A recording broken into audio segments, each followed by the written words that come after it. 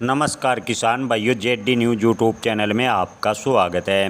किसान भाइयों के मन में सवाल है कि इस बार लहसुन के भाव कहां तक जाएं, क्या लहसुन के भाव इस बार भी किसानों को मिलेंगे अच्छे, इस पर करेंगे विस्तार से चर्चा।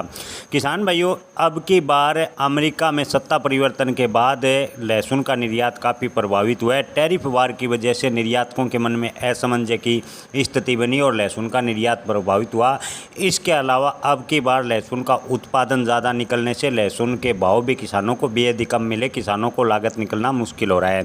किसान भाइयों, हाल फिलहाल में भारतीय 5 सदस्यीय डेलीगेशन यानी 5 सदस्यीय क्यों टीम में लगातार टैरिफ को लेकर अमेरिका से बातचीत कर रही है।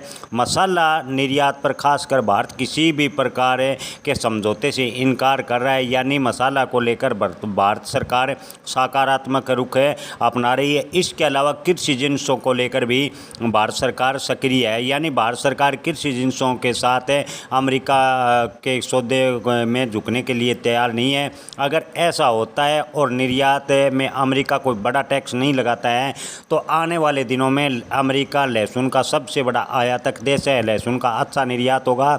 इसके अलावा सावन माह बीत जाने के बाद घरेलू डिमांड बढ़ेगी, लहसुन के भाव में थोड़ी तेजी की संभावना है।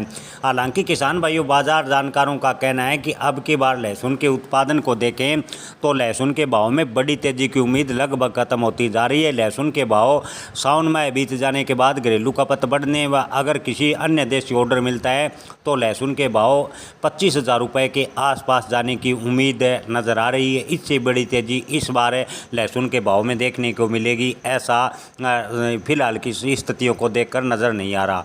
लेकिन किसान भाइयों, जो बाजार जानकार हैं उनकी माने तो लहसुन का स्टॉक लंबे समय तक नहीं करें। अगर आपका लहसुन ख़राब होने की स्थिति में तो थोड़ा थोड़ा निकाल दें।